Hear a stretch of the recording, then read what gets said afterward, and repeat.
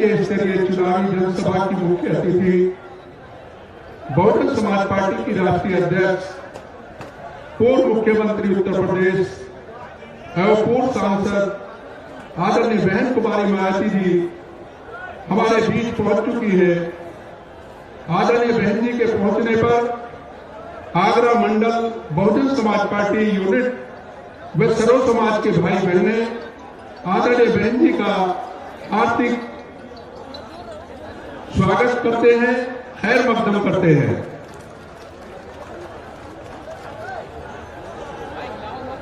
और अब मैं आगरा मंडल बहुजन समाज पार्टी यूनिट की जानिब से आज की चुनावी जनसभा की मुख्य अतिथि आदरणीय बहन जी को बहुजन समाज पार्टी का चुनावी चिन्ह हाथी सैकड़न भेंट करके उनका सम्मान करते हैं। माननीय गुरुलाल।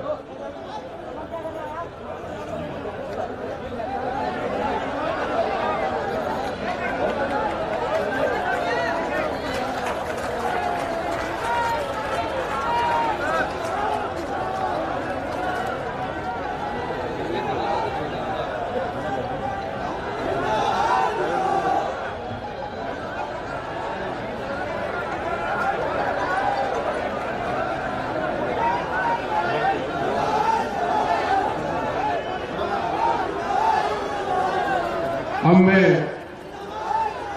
ज्यादा समय न लेते हुए अनुरोध करूंगा आज की चुनावी जनसभा की मुख्य अतिथि बहुजन समाज पार्टी की राष्ट्रीय अध्यक्ष, उत्तर प्रदेश की पूर्व मुख्यमंत्री, पूर्व सांसद, करोड़ों करोड़ों कमजोर मजलूम बेसहारा दिलों की आवाज आदरणीय बहन कुमारी मायावती जी से कि वो आए और जनसभा को संबोधित करें। आदरणीय बहन जी।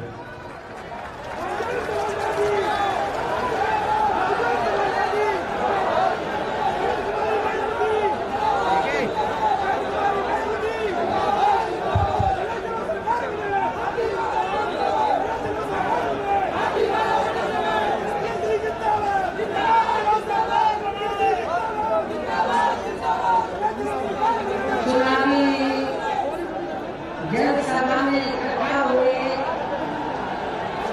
बीएसपी के सभी छोटे बड़े पदाधिकारियों एवं कार्यकर्तागण, आज आप लोग उत्तर प्रदेश में विधानसभा के लिए हो रहे आम चुनाव में कोरोना नियमों का पालन करते हुए अपनी पार्टी के उम्मीदवारों के समर्थन में मुझे सुनने के लिए यहाँ इकट्ठा हुए हैं, तो उसके लिए मैं आप सभी लोगों का हार्दिक दिल से आभार प्रकट करती हूँ। और अब मैं सबसे पहले अपनी पार्टी के संबंध में ये कहना जरूरी समझती हूँ कि हमारी पार्टी ये चुनाव उत्तर प्रदेश की लगभग सभी विधानसभा की सीटों पर अकेले अपने बलबूते पर ही पूरी तैयारी व दमदारी के साथ यहाँ सन 2007 की तरह फिर से अपनी पार्टी की पूर्ण बहुमत की सरकार बनाने के लिए लड़ रही है,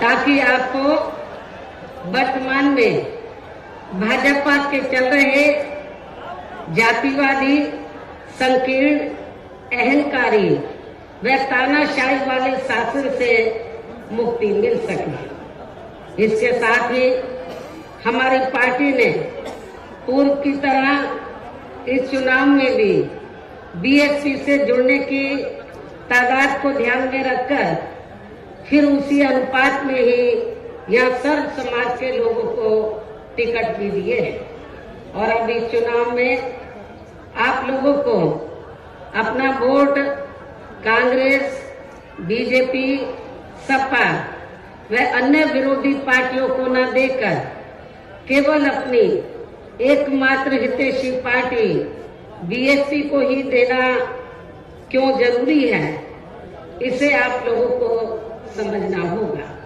हालांकि इस संदर्भ में आप लोगों को ये मालूम है कि आजादी के बाद शुरू में काफी लंबे समय तक केंद्र व उत्तर प्रदेश सहित देश के अधिकांश राज्यों में भी कांग्रेस पार्टी की ही अकेले यहाँ सरकारें रही हैं, किंतु इनकी गलत नीतियों व गलत कार्य प्रणाली की वजह से ही अब ये पार्टी केंद्र के साथ साथ बहुत पहले ही उत्तर प्रदेश की सत्ता से भी बाहर हो गई है।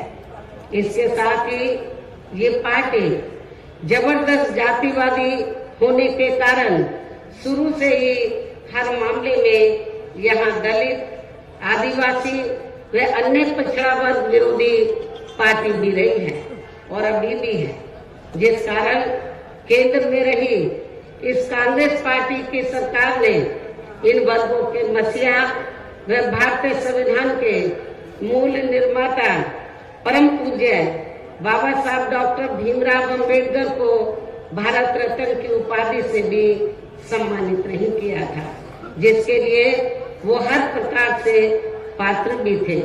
इतना ही नहीं बल्कि इनकी मूवमेंट को आगे बढ़ाने के लिए अपनी पूरी जिंदगी समर्पित करने वाले मान्यवर श्री कांशीराम जी के देहांत होने पर भी केंद्र में उस समय इसी कांग्रेस पार्टी की रही सरकार ने उनके सम्मान में एक दिन के लिए भी राष्ट्र शोक घोषित नहीं किया था, तथा न ही इस पार्टी की रही सरकार ने पिछड़े वर्ग की आरक्षण संबंधी मंडल कमीशन की रिपोर्ट को भी लागू किया था, जिसे फिर बीएसपी ने अपने कड़े संघर्ष व अथक प्रयासों से केंद्र में रही श्री बीपी सिंह की सरकार से ही लागू करवाया था। साथ ही इसी सरकार में ही बाबा साहब डॉक्टर भीमराव अंबेडकर को भी भारत रत्न की उपाधि से सम्मानित किया गया था, जो इनके अपार अनुयायियों की वर्षों से ये दिली चाहत भी थी। लेकिन अब केंद्र व अधिकांश राज्यों की भी सत्ता से बाहर होने के बाद यही कांग्रेस पार्टी खासकर दलितों, आदिवासियों व अन्य पिछड़े वर्गों के वोटों की खातिर आए दिन किस्म किस्म की नाटकबाजी करती रहती है, जबकि इन वर्गों के मामले में इस पार्टी की सच्चाई तो ये है कि कांग्रेस पार्टी जब सत्ता में होती है और इनके अच्छे दिन होते हैं तो तब इस पार्टी को इन वर्गों का विकास व उत्थान आदि याद नहीं आता है, तथा न ही इनको महिलाओं की भी भागीदारी याद आती है। इतना ही नहीं बल्कि इस पार्टी के बाद खासकर यहाँ सपा व बीजेपी आदि की बनी सरकार में भी यूपी की जनता हर मामले में व हर स्तर पर काफी ज्यादा दुखी रही है। सपा की सरकार में तो अधिकांश यहाँ गुंडों, बदमाशों, माफियाओं व अराजक तत्वों एवं सरेआम लूट खसोट करने वालों का ही राज रहा है, जिसकी खास वजह से ही इस सरकार में आए दिन यहाँ जाति व धर्म के नाम पर तनाव व दंगे आदि ही होते रहे हैं। इस मामले में पश्चिमी यूपी का मुजफ्फरनगर कांड इसका खास उदाहरण है। प्रदेश में विकास के कार्य भी ज्यादातर यहाँ एक विशेष क्षेत्र व एक विशेष समुदाय के लोगों तक ही सीमित होकर रह गए। और इतना ही नहीं, सपा की सरकार के चलते दलित व अति पिछड़े वर्गों के लोगों के साथ तो हर स्तर पर सोतेला रवैया अपनाया गया है। आप लोगों को ये मालूम है कि जब सपा पावर में आई तो सपा सरकार ने एक काम ये किया, सबसे पहले सत्ता में आते ही, कि हमारी पार्टी की सरकार ने जो दलित और अन्य पिछड़े वर्ग में समय समय पर संत गुरु और महापुरुष हुए, तो उनको आदर सम्मान देने के मकसद से, उद्देश्य से हमारी पार्टी की सरकार ने जिन नए जिलों के नाम इनके नाम से रखे, नई योजनाओं के नाम इनके नाम से रखे, तो उनको बदल दिया। और इतना ही नहीं, मैं सरकारी कर्मचारियों को भी ये बताना चाहती हूँ कि जब पदोन्नति में आरक्षण को लेकर तो पार्लियामेंट में बिल आया, तो यही समाजवादी पार्टी थी जिसने इस बिल को फाड़ दिया था और इस बिल को पास नहीं होने दिया, ताकि जो दलित वर्ग के लोग हैं उनको पदोन्नति में आरक्षण की सुविधा न मिल सके। ये समाजवादी पार्टी का कैरेक्टर है, चाल चरित्र है। इसी प्रकार भाजपा सरकार की भी नीतियां व कार्यशैली अधिकांश यहाँ जातिवादी, पूंजीवादी एवं आरएसएस के संकीर्ण एजेंडे को ही लागू करने पर टिकी रही है, जिससे प्रभावित एवं शिकार हुए लोगों का इस सरकार में सही से विकास व उत्थान आदि नहीं हो सका है। साथ ही इनका हर स्तर पर काफी ज्यादा उत्पीड़न भी किया गया है। धर्म के नाम पर हमेशा यहाँ तनाव व नफरत आदि का वातावरण ही बना रहा है। ये किसी से छिपा नहीं है। प्रदेश में हर प्रकार के अपराध भी काफी ज्यादा बढ़े हैं। खासकर दलित व महिलाएं भी इस सरकार में कतई भी सुरक्षित नहीं रही है। लेकिन मीडिया में इनके आंकड़ों को ज्यादातर दबा दिया जाता है। आपके आगरा में तो इतना बुरा हाल है दलितों का कि पुलिस की कस्टडी में तो दलित वर्ग के एक नवयुवक को मार दिया जाता है। ये भी किसी से छिपा नहीं है। इसके अलावा प्रदेश में गरीबों, मजदूरों, बेरोजगारों व अन्य मेहनतकश लोगों के साथ साथ दलितों, आदिवासियों, अन्य पिछड़े वर्गों, मुस्लिम एवं अन्य धार्मिक अल्पसंख्यक समाज के लोगों के हित व कल्याण के लिए वर्षों से जो भी यहाँ सरकारी योजनाएं चल रही थी, तो उनका भी इन्हें इस सरकार में सही से पूरा लाभ नहीं मिल सका है। खासकर दलितों व पिछड़ों को आरक्षण का भी पूरा लाभ नहीं मिल सका है, क्योंकि इन्होंने ज्यादातर सरकारी कार्य प्राइवेट सेक्टर के जरिए ही कराए हैं, जिसमें इनके लिए आरक्षण की कोई भी व्यवस्था नहीं है। सरकारी नौकरियों में भी इनका आरक्षण का कोटा भाजपा सरकार में भी पूरा नहीं किया गया है। मुस्लिम व अन्य धार्मिक अल्पसंख्यक समाज के लोगों के साथ तो बीजेपी की सरकार में अधिकांश इन्होंने पक्षपात वाला रवैया ही अपनाया है। इतना ही नहीं, बल्कि इस बार बीजेपी की सरकार में अपर कास्ट समाज में से विशेषकर प्रबुद्ध वर्ग भी हर मामले में अपने आप को काफी ज्यादा उपेक्षित रहा है। इसके अलावा इनकी गलत आर्थिक नीतियों के कारण यहाँ गरीबी, बेरोजगारी व महंगाई आदि भी काफी ज्यादा बढ़ी है। खासकर चुनाव घोषित होने से पहले तो डीजल, पेट्रोल व रसोई गैस आदि की आए दिन बढ़ी कीमतों ने भी जनता की काफी ज्यादा मुश्किलें बढ़ाई हैं। और ऐसा लगता है कि चुनाव खत्म होने के बाद उन्हें इनकी कीमतें बढ़ा दी जाएंगी। इसके साथ साथ उत्तर प्रदेश सहित पूरे देश के किसान भी केंद्र सरकार की गलत नीतियों के कारण काफी ज्यादा दुखी व परेशान रहे हैं और अभी भी परेशान हैं। प्रदेश में बेरोजगार लोगों को रोजगार नहीं मिलने के कारण ही ज्यादातर इनको पलायन भी करना पड़ा है। आप लोगों को ये मालूम है, आजादी के बाद कांग्रेस पार्टी लंबे अरसे तक यहाँ सत्ता में रही, लेकिन यहाँ रोटी रोटी के साधन नहीं मिलने के कारण बड़े पैमाने पर इनका पलायन हुआ। ये लोग पलायन करके चले गए। और इसके साथ ही जब बीजेपी पावर में आई तो आप लोगों को मालूम है कि ये सिलसिला जारी रहा और कोरोना काल में जो लोग बाहर के राज्यों से वापिस आ गए, जब उनको रोटी रोजी के साधन नहीं मिले तो उन्हें पुनः पलायन करना पड़ा। मुजफ्फरनगर में भी बड़े पैमाने पर सपा सरकार में लोगों को पलायन करना पड़ा। तो ये तीनों पार्टियों की जो सरकारें हैं, चाहे कांग्रेस सत्ता में रही हो, चाहे समाजवादी पार्टी, चाहे बीजेपी, इन सभी पार्टियों की सरकारों में किसी न किसी कारणवश जो दुखी पीड़ित लोग हैं, खासकर बेरोजगार लोग हैं, उनको पलायन करना पड़ा है।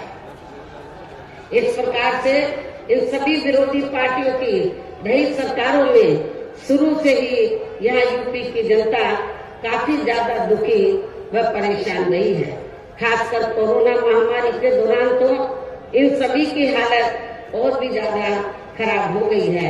ऐसे में इन सभी विरोधी पार्टियों की रही सरकारों से निजात पाने के लिए अब इस चुनाव में यहाँ प्रदेश की जनता को अपनी एकमात्र विदेशी पार्टी बहुजन समाज पार्टी की ही सरकार बनाना बहुत जरूरी है, जिसने अपने चारों रहे शासनकाल के दौरान बिना पक्षपात व भेदभाव आदि के यहाँ कमजोर एवं उपेक्षित वर्गों के लोगों के साथ साथ सर्व समाज में से गरीबों, बेरोजगारों, गरीबों, मजदूरों, बेरोजगारों, किसानों, व्यापारियों, कर्मचारियों, वकीलों एवं अन्य मेहनतकश लोगों के साथ ही युवाओं, छात्रों, महिलाओं व बुजुर्गों आदि के भी विकास एवं उत्थान के लिए अनेक ऐतिहासिक एवं महत्वपूर्ण कार्य किए हैं। इसके अलावा बीएसपी की रही सरकार में दलित एवं अन्य पिछड़े वर्गों में जन्मे अपने महान संतों, गुरुओं व महापुरुषों आदि को भी विभिन्न रूपों में पूरा आदर सम्मान दिया गया है, जिनकी यहाँ सभी विरोधी पार्टियों की रही सरकारों में काफी ज्यादा उपेक्षा की गई है। इसके साथ साथ बीएसपी की सरकार में पूर्व की तरह ही यहाँ सभी वर्गों, धर्मों व विभिन्न क्षेत्रों में लगे लोगों के हितों में भी फिर से ऐतिहासिक कार्य किए जाएंगे।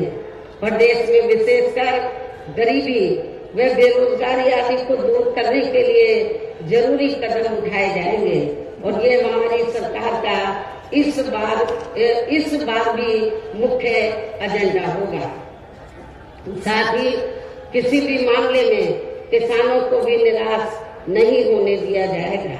इसके अलावा आपके इस क्षेत्र की जो भी आपके आगरा मंडल में तो सभी जिलों में जो भी स्थानीय समस्याएं होंगी तो उन्हें भी जरूर दूर किया जाएगा। वैसे आप लोगों को मालूम है कि आगरा और फिरोजाबाद में तो जो यहाँ स्थानीय कारोबार चल रहे हैं, इनकी कुछ समस्याएं हैं तो उनको भी दूर किया जाएगा। ये भी मैं आप लोगों को विश्वास दिलाना चाहती हूँ।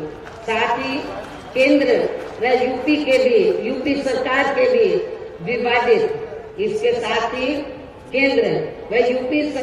भी विवादित नियमों व कानूनों को यहाँ जल्दी से लागू नहीं होने दिया जाएगा। इतना ही नहीं बल्कि बीएसपी की रही सरकार में जिन महान संतों, गुरुओं एवं महापुरुषों आदि के आदर सम्मान में व उनके नाम पर जनहित की जो अनेकों योजनाएं शुरू की गई थी, साथ ही नए जिलों के नाम भी रखे गए थे, तो उन्हें अधिकांश, जैसा कि मैंने आप लोगों को बताया कि उन्हें अधिकांश सपा सरकार द्वारा बदल दिया गया है, जिससे उनके प्रति इनकी हीन व जातिवादी मानसिकता भी साफ झलकती है तथा जिन्हें फिर बीएसपी की सरकार बनने पर जरूर बहाल कर दिया जाएगा। इसके साथ साथ बीएसपी की रही सरकार में सर्व समाज के व विभिन्न क्षेत्रों में लगे लोगों के हितों में जो अनेकों महत्वपूर्ण व ऐतिहासिक फैसले लिए गए थे, जिन्हें सत्ता परिवर्तन होने पर बाद में सपा व बीजेपी की सरकार ने ज्यादातर दरकिनार कर दिया है, तो उन्हें भी फिर से शुरू किया जाएगा। इसके साथ ही बीएसपी की सरकार बनने पर यहाँ बीजेपी व सपा आदि के शासनकाल की तरह कानून व्यवस्था को किसी भी कीमत पर खराब व लचर नहीं होने दिया जाएगा और भारत सरकार कानून द्वारा कानून का राज कायम किया जाएगा। जाति व धर्म के नाम पर यहाँ लोगों का किसी भी प्रकार से शोषण व उत्पीड़न आदि नहीं होने दिया जाएगा। खासकर कानून व्यवस्था को बेहतरीन बनाने के लिए विशेष अभियान के तहत व दलगत राजनीति से ऊपर उठकर यहाँ गुंडों, बदमाशों, माफियाओं व अन्य आपराधिक एवं अराजक तत्वों को भी जेल की सलाखों में ही भेजा जाएगा। जहां मेरी सरकार में इनकी जेल के बाहर नहीं बल्कि जेल के अंदर ही सही जगह होती है। इतना ही नहीं बल्कि जाति, धर्म व राजनीतिक द्वेष की भावना के तहत जिन लोगों को खासकर धरना प्रदर्शन आदि के नाम पर जबरदस्ती गलत धाराओं में फंसाकर उन पर अनेकों केस चलाए हुए हैं वर्तमान भाजपा सरकार में, तो उन मामलों की भी सही से जांच करा के उनके केस भी खत्म किए जाएंगे।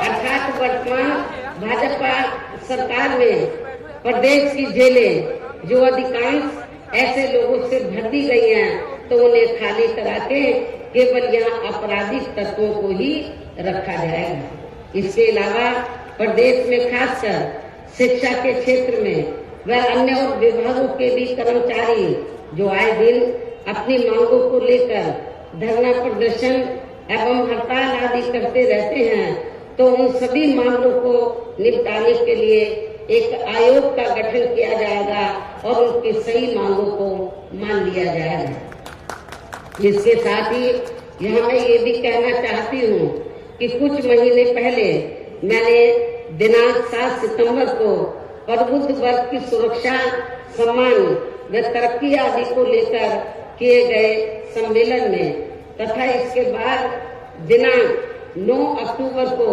मान्यवर श्री कांशीराम जी की पुण्यतिथि के मौके पर भी मैंने सर्वजन हिताय व सर्वजन सुखाय को लेकर जो भी कार्य करने के लिए कहा है, तो उन पर भी जरूर अमल किया जाएगा। लेकिन ये सभी कार्य करने के लिए इस चुनाव में यहाँ बीएसपी की सरकार बनाना बहुत जरूरी है, जिसके लिए पार्टी के लोगों को वोट पड़ने तक यहाँ सभी विरोधी पार्टियों के साम, दाम, दंड भेद आदि हथकंडों से भी जरूर सावधान रहना है। और इस मामले में विरोधी पार्टियां चुनाव होने से कुछ समय पहले या चुनाव के दौरान भी खासकर अपने अपने पक्ष में हवा बनाने के लिए मीडिया व ओपिनियन पोल एवं सर्वे आदि का जो बड़े पैमाने पर गलत इस्तेमाल करती हैं, तो उससे आप लोगों को बिल्कुल भी गुमराह नहीं होना है। ये बात मैं आपको बार बार कहती रही हूँ और आज फिर दोहराना चाहती हूँ। इतना ही नहीं बल्कि इस बार कुछ जातिवादी मीडिया ने इस चुनाव में हमारी पार्टी के लोगों का मनोबल गिराने में भी ये कहकर कोई कसर नहीं छोड़ी है कि इनके नेता कहीं नजर नहीं आ रही है। ये आए दिन मीडिया में इसको न्यूज को फ्लैश करते रहे, जबकि इस मामले में हकीकत तो ये है कि देश में शुरू में फैले कोरोना का प्रकोप थोड़ा कम होते ही मैं दिल्ली से लखनऊ आ गई थी और पिछले लगभग 1 साल से मैं लखनऊ में ही रहकर अपनी पार्टी को मजबूत बनाने के कार्य में लग गई थी।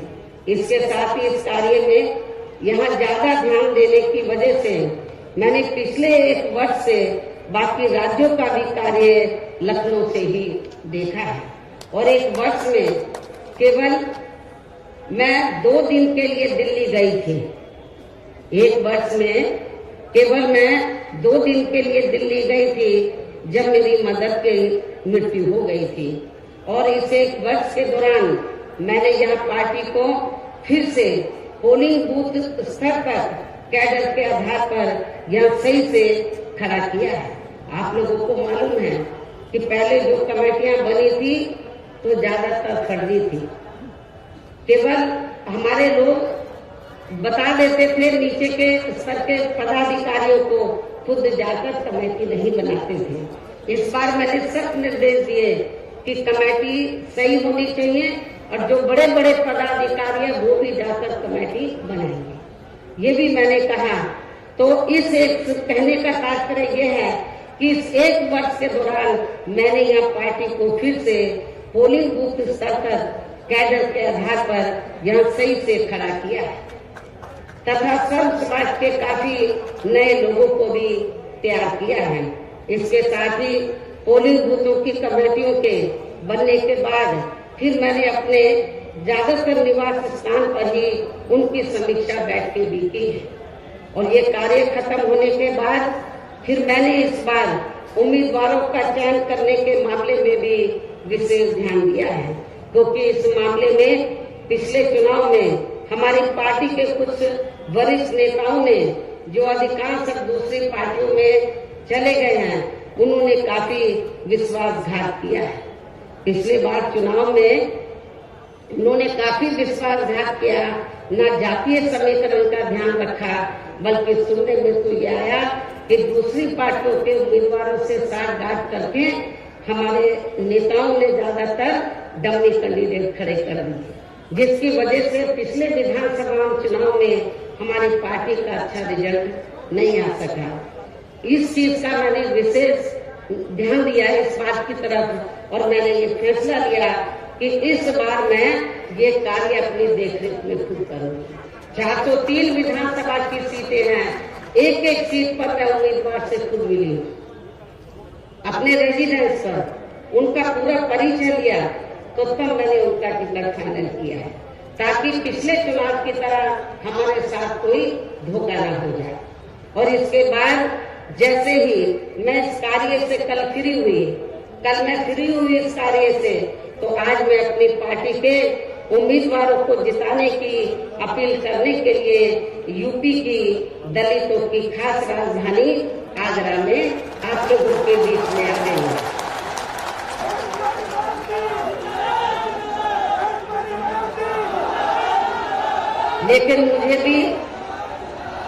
लेकिन मुझे भी पूरे यूपी में अपने खासकर दलित वर्ग के लोगों पर ये नाज है कि वे मीडिया के दुष्प्रचार पर कि इनके नेता कहाँ हैं, उससे कतई भी गुमराह नहीं हुए और अपने कार्य में पूरे जी जान से डटे रहे,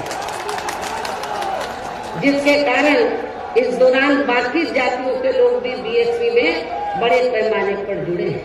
जब बीकर सेक्शन के लोग, दलित वर्ग के लोग बड़े पैमाने पर कैडर के आधार पर जुड़े, जिसकी तरफ मैंने विशेष ध्यान दिया, तो फिर जो बाकी जातियां हैं वो भी बड़े पैमाने पर बीएसपी में जुड़ी है। और अब इस बार चुनाव में फिर से मैं मीडिया बंधुओं को ये बताना चाहती हूँ, जो ये गलत खबर दिखाते रहे कि बहन जी की तरह है, बहन जी इसी काम में लगी थी, इनको मैं बताना चाहती हूँ चुनाव की तैयारी में लगी हुई थी। और अब मैं मीडिया बंधुओं को ये बताना चाहती हूँ कि अब इस बार चुनाव में फिर से सन 2007 की तरह बीएसपी का चौंकाने वाला रिजल्ट आएगा। ये भी मैं मीडिया बंधुओं को बताना चाहती हूँ। आप लोगों को याद होगा कि जब सन 2007 में विधानसभा का आम चुनाव हुआ था, तो उस दौरान मीडिया इस बात के चुनाव की तरह बीएसपी को कहीं आंकता नहीं था और बीएसपी के बारे में क्या बोलता था, इनका ओपिनियन पोल, सर्वे आदि क्या बोलता था कि बीएसपी तीसरे नंबर पर रहेगी। जब रिजल्ट आया तो बीएसपी नंबर 1 पर आई और एब्सोल्यूट मेजॉरिटी की सरकार बनी। और मुझे तो लग रहा है ऐसा इस बार भी होने वाला है। मीडिया का ओपिनियन पोल, सर्वे आदि धरा का धरा रह जाए। इसके साथ ही मैं आप लोगों को ये भी कहना चाहती हूँ कि आप लोगों को पूर्व की तरह इस चुनाव में भी विरोधी पार्टियों ने विभिन्न रूपों में जो अपने हवाई व प्रलोभन भरे चुनावी घोषणा पत्र आदि जारी किए हैं, जिन्हें सत्ता में आने के बाद ये पार्टियां अधिकांश अमल में नहीं लाती हैं, तो उनके बहकावे में भी आपको कतई नहीं आना। जबकि इस मामले में बीएसपी किसी भी चुनाव में विरोधी पार्टियों की तरह अपना कोई भी चुनावी घोषणा पत्र आदि जारी नहीं करती है, क्योंकि बीएसपी कहने में बहुत कम बल्कि कार्य करके दिखाने में ही ज्यादा विश्वास रखती है। और ऐसा हमने यहाँ यूपी में अपने चारों रही सरकारों के दौरान करके भी दिखाया है। इतना ही नहीं बल्कि हमारी पार्टी के चारों रही सरकारों ने प्रदेश में बिगड़ी हुई कानून व्यवस्था को सुधारने के साथ साथ जो असंख्य के साथ साथ प्रदेश के विकास एवं आम जनहित के लिए जो असंख्य अति महत्वपूर्ण कार्य किए हैं, वो अभी तक यहाँ किसी भी विरोधी पार्टी की सरकार ने नहीं किए हैं। आपको मालूम है कि बीजेपी के लोग कहते रहते हैं हमने गरीबों को इतने मकान दिए हैं, कहीं नजर आ रहे हैं। जब मेरी सरकार थी आपके आगरे में ही बड़े पैमाने पर हमने गरीबों को फ्री मकान बनाकर दिए, वो आपको नजर आते हैं। कहाँ है इनके मकान? तो वो आपको बहुत कम ही नजर आएंगे। बल्कि और इतना ही नहीं, तो मैं जैसा कि आपको बताया कि हमारी सरकार ने प्रदेश के विकास एवं आम जनहित के लिए जो असंख्य अति महत्वपूर्ण कार्य किए हैं, वो अभी तक यहाँ किसी भी विरोधी पार्टी की सरकार ने नहीं किए हैं। बल्कि ज्यादातर उन्हीं कार्यों के नाम जो हमारी सरकार ने कार्य किए थे, बल्कि ज्यादातर उन्हीं कार्यों के नाम व स्वरूप आदि बदलकर अब विरोधी पार्टियों की सरकारें उन्हीं को ही भुनाने में लगी है। लेकिन उन कार्यों के प्रति इनकी नियत व सोच सही नहीं होने के कारण उसमें भी ये पार्टियां ज्यादा सफल नहीं हो पा रही हैं। इन्हीं जरूरी बातों के साथ ही हम मेरा यही कहना है कि आप लोगों को इस चुनाव में अपने हित व कल्याण के लिए या फिर से यूपी में बीएसपी की सर्व जनहिताय व सर्व जन सुखाय की नीतियों पर आधारित सरकार बनाना बहुत जरूरी है। और इसके लिए पार्टी के लोगों को, इसके लिए बीएसपी के लोगों को वोट पड़ने वाले दिन कोरोना नियमों का पालन करते हुए सबसे पहले सुबह उठते ही व समय से अपने अपने पोलिंग बूथों पर अपना वोट डालने के लिए जाना है। वोट वाले दिन याद रखो, बहुजन समाज पार्टी के लोगों जो बीमार हैं, बुजुर्ग हैं, उनको छोड़कर जो बाकी लोगों को उस दिन आप लोगों को उपवास रखना है। कब तक? जब तक आप लोग अपने अपने पोलिंग बूथों पर वोट डालकर अपने घरों में वापस नहीं आ जाते। और इस मामले में हमारी जो महिलाएं हैं वो भी पीछे नहीं रहेंगी, ये भी मैं बताना चाहती हूँ। तो सुबह उठते ही सबसे पहले अपने अपने पोलिंग बूथों पर आप लोगों को वोट डालने के लिए जरूर जाना है। इसके साथ ही आपका वोट अन्य कोई व्यक्ति डाल न सके, इसका भी आप लोगों को खुद ही ध्यान रखना है। इसके साथ साथ अपनी पार्टी का कोई भी वोट पड़ने से ना रह जाए, तो उसका भी पार्टी की हर पोलिंग बूथ की कमेटी को विशेष ध्यान रखना है। और अब अंत में मेरी बीएसपी के लोगों से यही अपील है कि पार्टी ने या आपके क्षेत्र में, आपके आगरा मंडल में जिन भी विधानसभा की सीटों पर अपने उम्मीदवारों को चुनाव के मैदान में उतारा है, जो यहाँ आपके बीच में मौजूद भी है। हमारे आगरा मंडल के जो प्रत्याशी हैं, तो जहाँ जहाँ से भी वो चुनाव लड़े हैं, तो जिनको हमने चुनाव के मैदान में उतारा है, ये आपके सामने जो स्टेज बना है, आपके बीच में यहाँ खड़े हुए हैं और आप लोगों से वोट की अपील कर रहे हैं। और बीएसपी के जो ये उम्मीदवार हैं, तो इनको जिताने के लिए आप लोगों से अपील कर रहे हैं जो यहाँ आपके बीच में मौजूद हैं। तो उन्हें आप लोगों को वोट वाले दिन अपनी पार्टी के हाथी चुनाव चिन्ह के सामने वाले बटन को दबा के जरूर जिताना है। बीएसपी का चुनाव चिन्ह क्या है? हाथी। और आपकी आबादी हाथी की तरह विशाल है।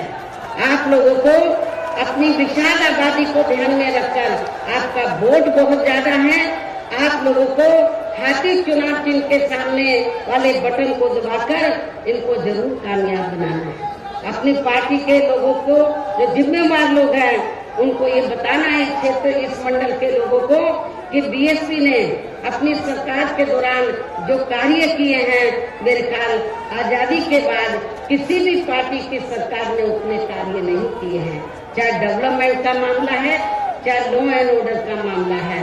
और इतना ही नहीं, जिन हमारे संतों, गुरुओं और महापुरुषों को वर्षों से आदर सम्मान नहीं मिला था, उन्हें भी हमारी पार्टी की सरकार ने पूरा आदर सम्मान दिया है। और जब आप लोग लखनऊ जाते हैं, पहले का लखनऊ आप लोगों ने देखा होगा और मेरे सत्ता में आने के बाद का लखनऊ देखा होगा। लोग बाहर के राज्यों से आते हैं, विदेशों से आते हैं, कहते हैं कि ये तो लखनऊ की तस्वीर बदल गई, लखनऊ की तस्वीर बदल गई। और इतना ही नहीं, आपके आगरा मंडल में भी मैंने काफी काम किया। लोग कहते हैं कि मथुरा धार्मिक स्थल है, मथुरा जिला में मंदिर है, मस्जिद है, गुरुद्वारे हैं, बौद्ध विहार है, सब हैं, लेकिन उसको, उस धार्मिक स्थल को, उस जिले में विभिन्न धर्मों को मानने वाले लोग रहते हैं, विभिन्न धर्मों के, लेकिन उस जिले का जो थोड़ा घना विकास हुआ मेरी सरकार में हुआ, उसके बाद मथुरा जिले का कोई विकास नहीं हुआ है। ये भी मैं मथुरा के लोगों को बताना चाहती हूँ। केवल मीडिया में हवाई बातें करते रहते हैं और लोगों को धर्म की आड़ में, उनके जो भावनाएं हैं, तो उनकी भावनाओं की आड़ में तो लोगों का वोट लेने का प्रयास करते हैं, लेकिन हकीकत में जमीनी तौर पर वहाँ पर कोई विकास का काम वर्तमान भारतीय जनता पार्टी की सरकार में नहीं हुआ है। यही सपा सरकार का हाल था। और बीजेपी को कुछ नहीं करना है, ज्यादातर वो मीडिया में घूमते रहते हैं। विकास के कार्य आप लोगों ने देखे हैं, कहीं आपको विकास नजर आया आप लोगों का? अपना पूरे 5 साल के अंदर कोई आपका विकास नहीं हुआ। आप लोगों के साथ जुल्म जाती हुई है। विकास किनका हुआ है? जो बड़े बड़े पूंजीपति हैं, जो बड़े बड़े धन्ना सेठ हैं, जो आरएसएस के लोग हैं, उनका विकास हुआ है, आप लोगों का विकास नहीं हुआ है। यदि आप लोग चाहते हैं कि आप लोगों का विकास हो, सर्व समाज का विकास हो, तो आप सभी धर्मों के लोगों का विकास हो, सभी जाति के लोगों का विकास हो, तो फिर आप लोगों को बहुजन समाज पार्टी के आगरा मंडल से जो हमने अपने प्रत्याशी चुनाव के मैदान में उतारे हैं, तो उन्हें अब आप लोगों को वोट वाले दिन अपनी पार्टी के हाथी चुनाव चिन्ह के सामने वाले बटन को दबा के जरूर जिताना है। और फिर से आपको यहाँ सन 2007 की तरह ही बीएसपी की अपनी पूर्ण बहुमत की सरकार जरूर बनाना है। तभी फिर प्रदेश में यहाँ अमन चैन कायम होने के साथ साथ सभी धर्मों व वर्गों के लोगों का भी सही से विकास व उत्थान आदि हो सकता है। साथ ही यहाँ अन्याय, अपराध, भय व भ्रष्टाचार मुक्त एवं विकास युक्त वातावरण भी पैदा हो सकता है। और तभी फिर यहाँ परम पूज्य बाबा साहब डॉक्टर भीमराव अम्बेडकर एवं मान्यवर श्री कांशीराम जी आदि का भी सपना सही साकार हो सकता है। और इस उम्मीद के साथ ही अब मैं यही कहना चाहूंगी, क्या कहना चाहूंगी, कि अब आपको हर पोलिंग बूथ को जिताना है, बीएसपी को सत्ता में लाना है। आप लोगों को हर पोलिंग बूथ को जिताना है, बीएसपी को सत्ता में लाना है। इस विश्वास के साथ ही अब मैं पुनः अपनी पार्टी के उम्मीदवारों को जिताने की पुरजोर अपील करते हुए अपनी बात यही समाप्त करती हूँ। जय भीम, जय भारत।